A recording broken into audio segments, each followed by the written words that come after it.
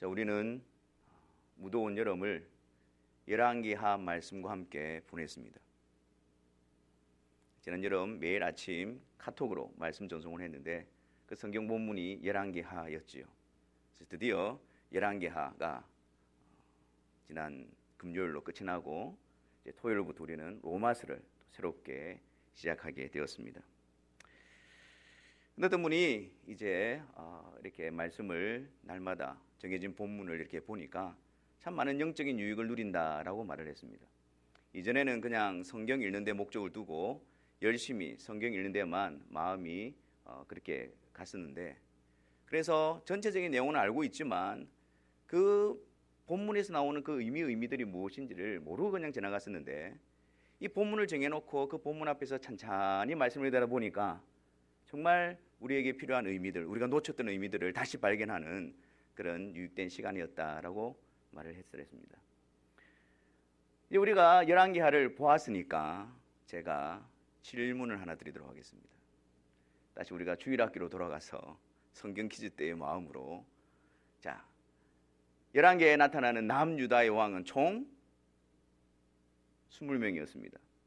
근데 그 왕들을 보면 하나님 앞에서, 여호와 앞에서 보시기에 악을 행하였더라, 이런 부정적인 평가를 받은 왕들은 총 12명이었습니다.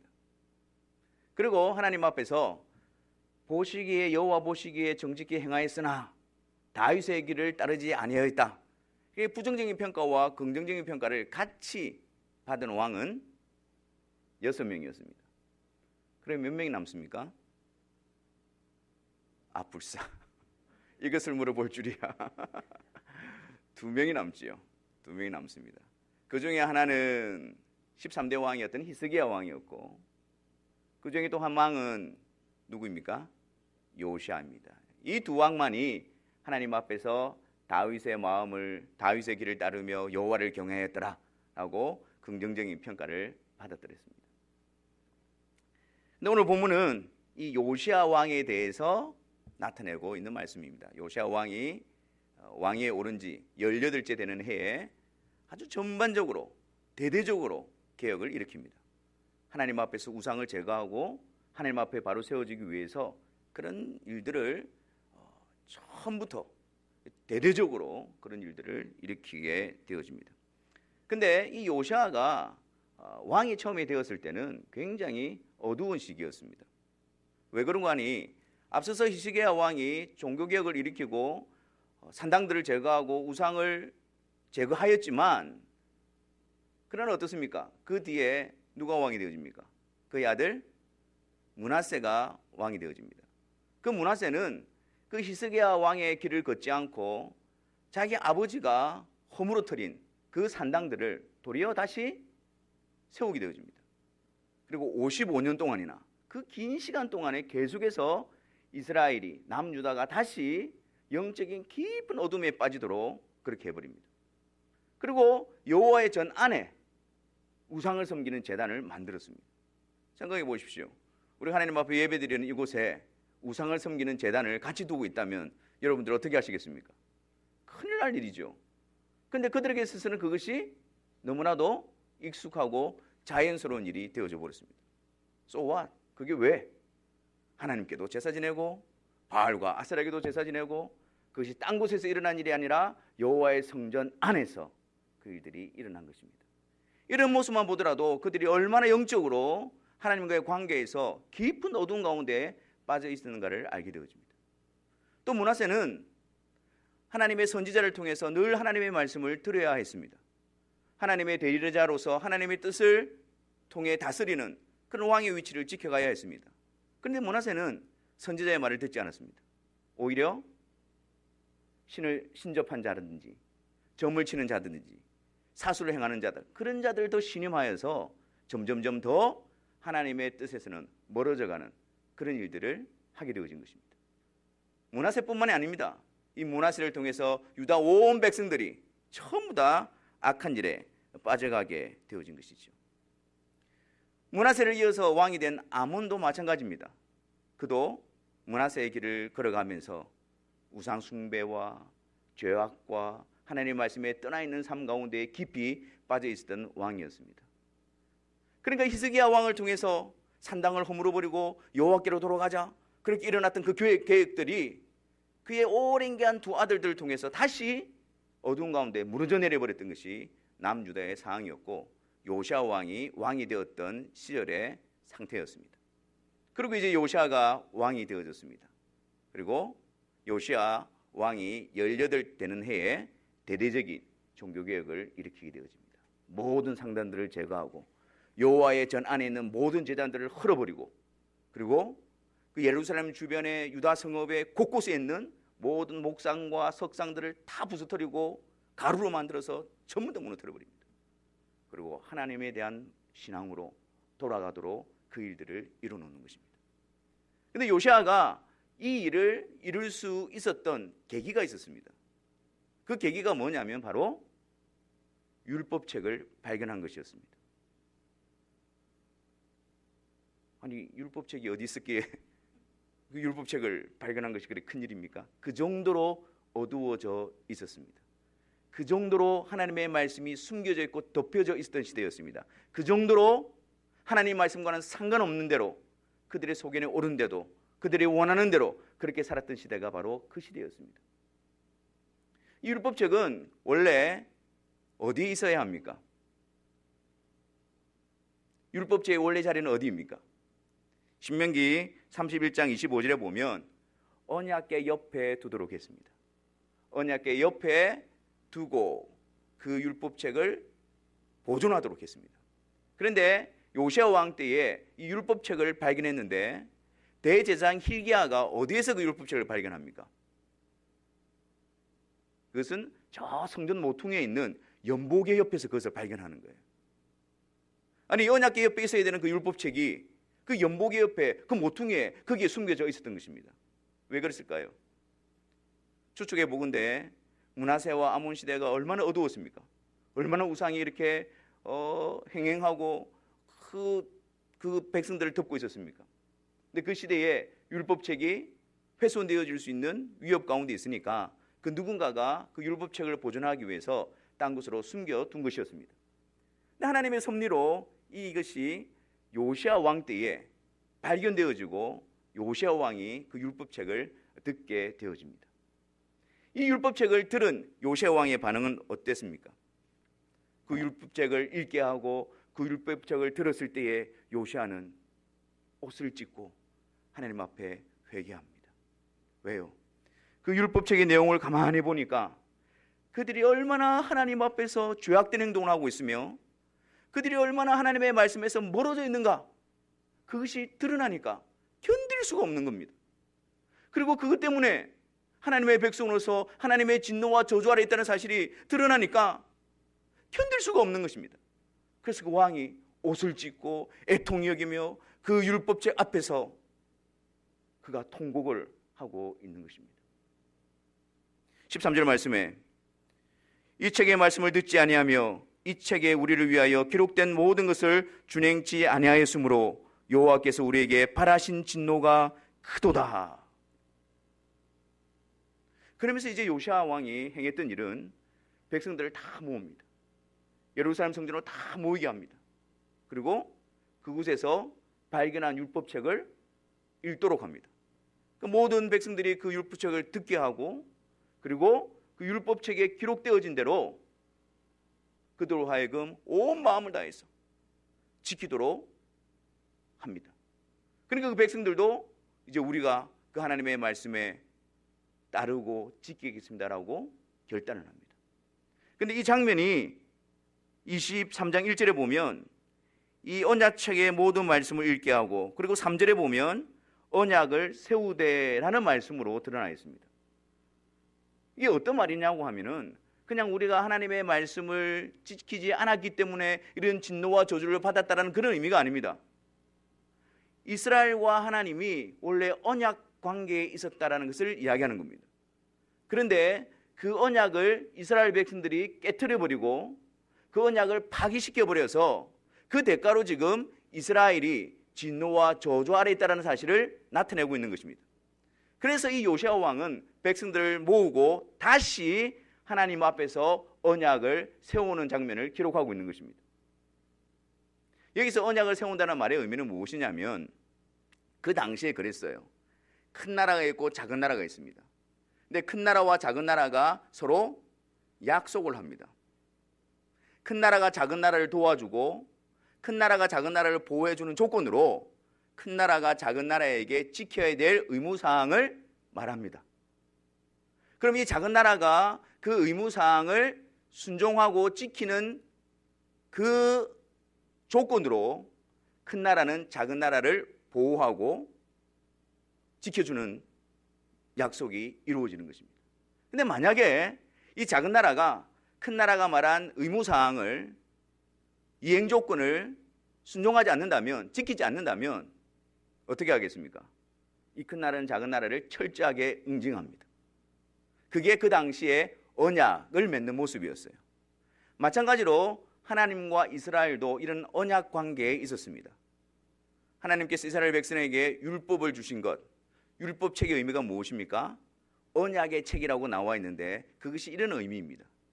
내가 너희들의 하나님이 되고 너희가 나의 백성이 되기 위해서는 내가 너희들에게 요구하는 이 율법, 이것을 다 지켜 행해야 한다.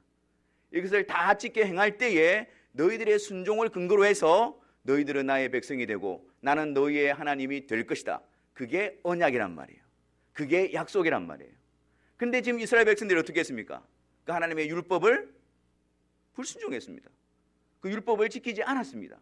그래서 그 하나님의 진노와 저주 아래에 있는 것이고 요시아 왕은 다시 백성들을 이끌어내어 하나님과 함께 다시 우리가 언약을 맺자, 그렇게 되어 있는 겁니다. 우리가 다시는 하나님의 말씀에 불순종하지 말고 우리가 다시는 율법책을 던져버리지 말고 마음을 다해서 뜻을 다해서 하나님의 말씀을 지켜 하나님의 언약이 우리 가운데 복이 되게 하자. 지금 그것을 지켜가고 있는 것입니다. 그래서 요시아 왕은 이렇게 하나님과 언약을 맺어놓고 하나님의 율법책에서 금하고 있는 우상을 철저하게 부숴버려 버립니다. 그 우상에 관련되어져 있는 모든 자들을 폐하여 버립니다.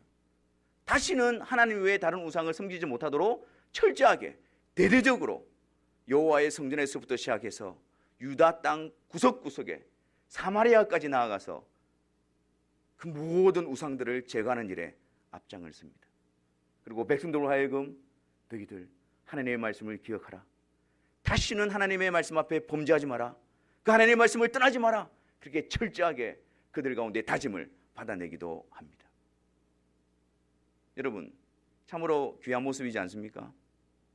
하나님의 말씀에서 떠나있던 그들을 다시 일으켜서 하나님의 말씀 앞에 세우고 하나님이 원치 않는 일들을 전부 다 부숴버리고 하나님의 말씀 앞에 순종하고자 하는 그 다짐과 그 결단과 그 헌신, 너무나 아름다운 모습이지 않습니까? 우리가 본받아야 할 모습이지 않습니까? 근데 여러분, 한 가지 우리가 놓치지 말아야 될 사실이 있습니다. 그것이 무엇일까요? 그 이후에 어떻게 되어졌을까요? 그들이 하나님의 앞에서 하나님의 언약의 주체로 서서 우리가 이제 열심히 지켜보겠습니다. 우리가 열심히 순종해 보겠습니다.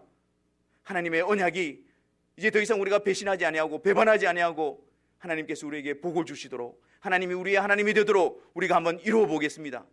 그런 결단을 섰지만 곧 얼마 지나지 않아 그들의 모습은 어떻게 되어집니까? 또다시 우상 숭배와 타락의 길로 빠져버립니다. 하나님께서는 이런 그들의 모습 앞에서 이렇게 말씀하십니다. 그러나 유다를 향한 진노가 그치지 않았더라. 그들이 하나님 앞에 서서 언약의 주체자가 되어져서 우리가 지켜서 우리가 순종해서 우리의 행위로 하나님의 언약이 우리 가운데 이루어질 수 있도록 한번 해보겠습니다. 거기에 대한 불가능성을 우리에게 보여주고 있는 것입니다. 여러분, 우리가 그러지 않습니까? 우리가 하나님 앞에서 하나님 이제 제가 열심히 한번 살아보겠습니다. 하나님 이제 제가 하나님의 말씀 앞에서 충성하면서 살아가겠습니다. 제가 하나님의 말씀을 단단히 제가 지키겠습니다. 진심으로 우리 그렇게 고백합니다. 하지만 우리의 실제적인 모습은 어떻습니까?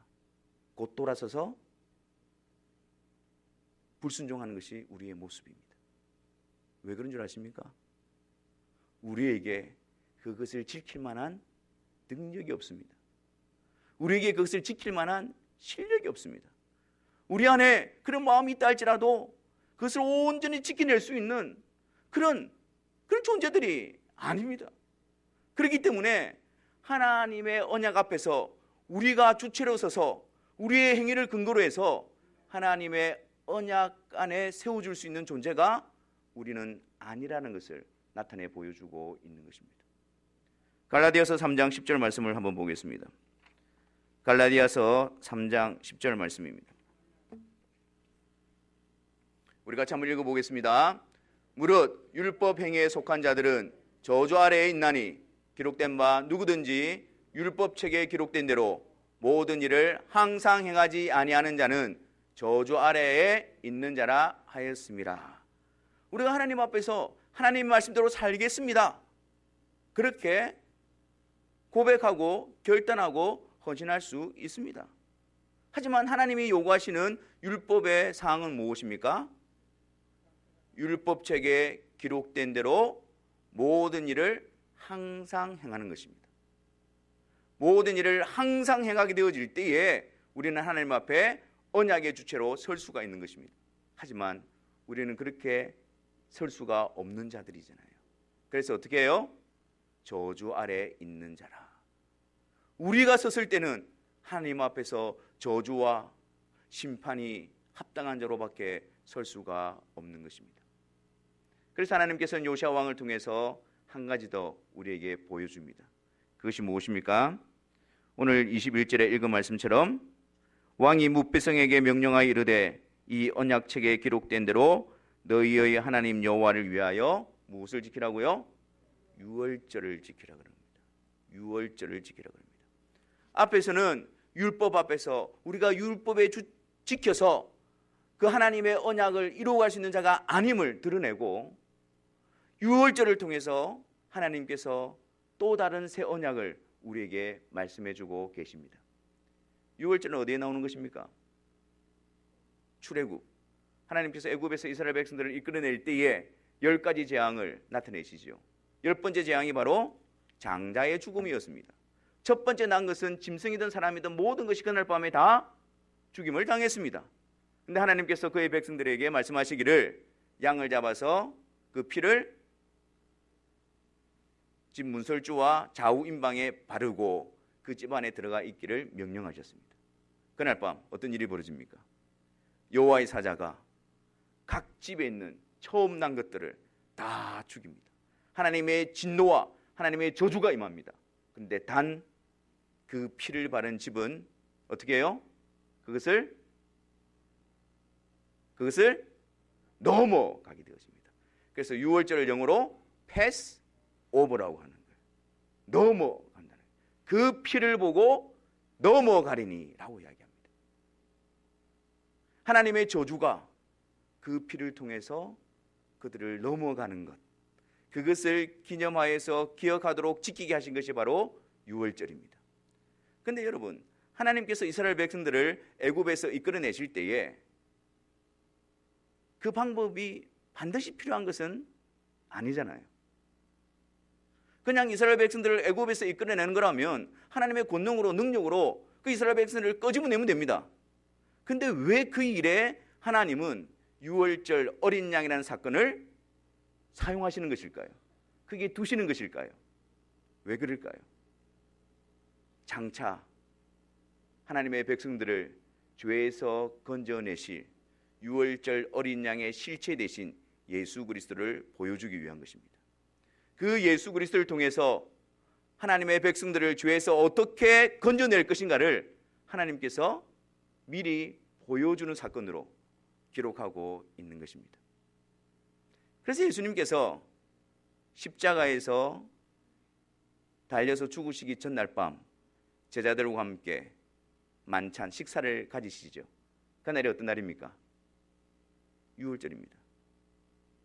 유월절에 제자들과 함께 식사를 하시면서 예수님께서 구약의 유월절 어린 양의 실체가 되신 분이심을 나타내 보여주십니다. 그리고 그 자리에서 제자들에게 떡과 잔을 가지고 성찬을 제정하십니다. 이것은 너희를 위한 내 살이다. 이것은 너희를 위하여 흘리는 내 피다 라고 말씀하시면서 성찬을 제정하십니다. 그 성찬을 통해서 유월절 어린 양의 피 흘림이 무엇을 의미하는가를 주님은 드러내셨습니다. 그것은 곧 유월절 어린 양으로 오신 예수 그리스도께서 신이 살찌으시고 피 흘려주심으로 하나님의 진노가 넘어가게 하시는 구원자로 오신 분이 바로 예수 그리스도이심을 보여주고 있는 것이죠. 그래서 유월절에 예수님께서 성찬을 제정하심으로 그 유월절에서 비추고 있는, 그 유월절에서 나타내고 있는 그 실체가 온전히 드러나게 되어진 것입니다. 그리고 마태복음 26장 28절에 보면 예수님께서 이것은 죄사함을 얻게 하려고 많은 사람을 위하여 흘리는 바 나의 피 곧 언약의 피다라고 말씀하십니다. 그리고 고린도전서 11장 25절에 보면 예수님께서 흘리는 피를 새 언약의 피다라고 이야기하는 거예요. 자, 정리해 보겠습니다. 처음 언약은 무엇이었습니까? 하나님께서 처음 이스라엘 백성들과 맺었던 언약은 무엇이었습니까? 그들이 하나님의 말씀에 순종하여 온전히 순종할 때에 그 언약을 베풀어지는 그런 것이었습니다. 근데 지금 예수님께서는 내가 유월절 어린 양으로 와서 새 언약의 피다라고 말씀하십니다. 이전과는 다른 새 언약을 맺어주시는데 그 언약의 의미가 무엇이냐면 우리가 하나님 앞에 언약의 주체로 세워졌을 때에 우리는 하나님의 저주 아래 있을 수밖에 없지만 예수님께서 새 언약, 즉 예수님이 하나님의 백성들을 대표해서 대신해서 하나님 앞에 언약의 주체로 서시는 것입니다. 그래서 그 예수님이 그 하나님의 백성들의 죄를 대신해서 구속하셨던 사실과 그리고 그 예수님이 하나님의 말씀 앞에서 온전히 순종하셨던 그 순종하심을 통해서 하나님의 언약이 그리스도 안에 있는 자들에게 계속해서 베풀어지도록 맺으신 언약이 바로 새 언약인 것입니다. 그렇기 때문에 하나님의 모든 약속은 그리스도를 통해서 우리에게 유효하게 되어지는 것입니다. 하나님의 모든 약속은 그리스도를 통해서 그리스도께서 이루신 일을 통해서 우리에게 효력 있게 전달되어지는 것입니다. 그리스도가 빠져버리고 우리의 행함으로 우리의 행위로 하나님 앞에 서게 될 때는 우리는 저주 아래 있는 자로 드러날 뿐입니다. 하지만 우리를 대신해서 우리의 죄에 대한 모든 진노를 십자가에서 대신하신 예수 그리스도, 또 우리를 대신해서 우리의 대표자가 되셔서 하나님의 율법 앞에 완전히 순종하신 예수 그리스도, 그분을 통해서 우리에게 하나님의 언약이 은혜로 베풀어지게 되어지는 것입니다. 그러니 그리스도를 배제하고 그리스도가 없이는 우리는 아무것도 아닌 것입니다. 그리스도 없이는 우리가 아무리 하나님 앞에서 제가 한번 해보겠습니다, 제가 순종하겠습니다, 제 생명을 취하시옵소서, 그런 결단으로 세워진다 할지라도 우리는 하나님의 저주 아래, 하나님의 진노 아래 있을 수밖에 없는 자로 드러나는 것입니다. 하지만 우리의 약함과 우리의 부족함과 우리의 완악함과 죄악 가운데 있는 우리들의 모습이라 할지라도, 하나님 앞에 불의한 우리들의 모습이라 할지라도 우리를 대신해서 우리를 대표해서 우리의 머리가 되어주신 그 예수 그리스도 안에 있게 되어질 때에, 그 예수 그리스도를 앞세우게 되어질 때에 그 거룩하신 하나님으로부터 언약을 받게 되어지는, 그 약속의 수혜자가 되어지는 그런 자로 우리는 부름을 받게 되는 것입니다. 사랑하는 성도 여러분, 오늘 우리는 성찬을 나누려고 합니다. 이 성찬을 통해서 우리가 하나님 앞에 섰을 때에 오직 진노와 저주에 합당한 자일 뿐임을 고백하시고, 우리를 대신해서 우리를 대표해서 언약의 중보자, 머리가 되신 예수 그리스도를 바라보시기를 바랍니다. 그 그리스도 안에서 하나님의 약속을 붙드시기를 바랍니다. 그리스도 안에서 내가 너희와 함께할 것이다. 내가 너희를 버리지도 떠나지도 않을 것이다. 내가 너희들의 죄악을 용서해 줄 것이다. 다시는 기억지 아니할 것이다. 그 놀라운 하나님의 언약의 말씀을 그리스도 안에서 취하시기를 바랍니다. 떡과 잔을 나눌 때에 성령께서 우리 가운데 역사하여 주셔서 은혜를 베풀어 주셔서 우리가 그리스도 안에 속하여 있고 그리스도가 내 안에 계시며 그분이 나의 머리이시며 나의 대표자이심을 믿음으로 확증하여 주님 안에서 새로운 생명의 기쁨과 감격과 감사함으로 충만케 채워지는 그런 복된 성찬이 되시기를 주님의 이름으로 축원합니다. 기도하겠습니다.